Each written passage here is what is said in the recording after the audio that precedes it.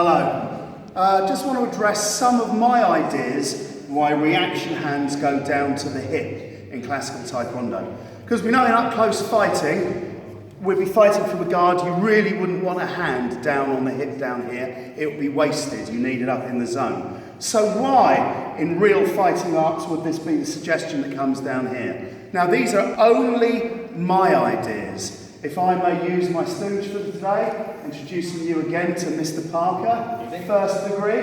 Mr. Parker, sir. I'll break it down a little bit just to demonstrate some ideas. First of all, we'll start with a straight hand wrist grab. Now I'm in danger of that hand I want to move. I'm going to lift this up, almost like I'm making an ex-checking block. We'll perform a hooking block and grasp and move to the angle. My stance is loaded like a sprinter on your marks.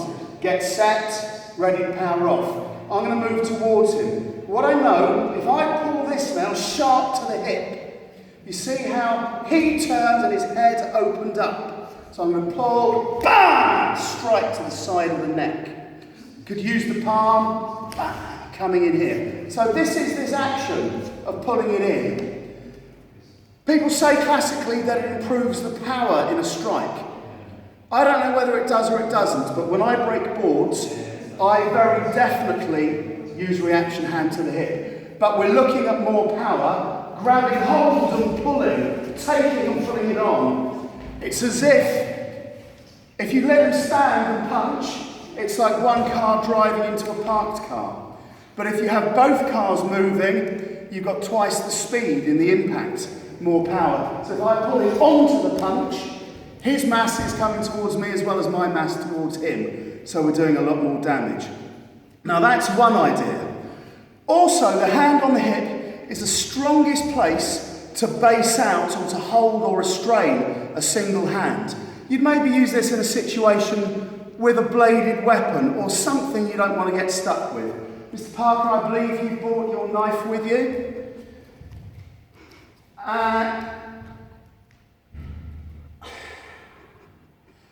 Okay, so he's threatening me with the knife. So you're holding it down low like you're threatening to stick it in me here. Now, a very classic pre-programmed human response is just to grab hold of the wrist. But what do you do then? If you start waving it around, you're going to get cut.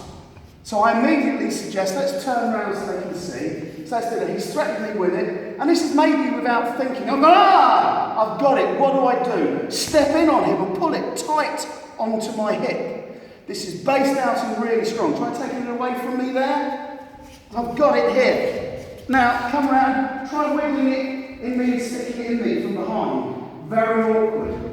But I don't just leave it here while it's here. This is me now going to work with him with other techniques. So we're looking at this also as an idea of basing out.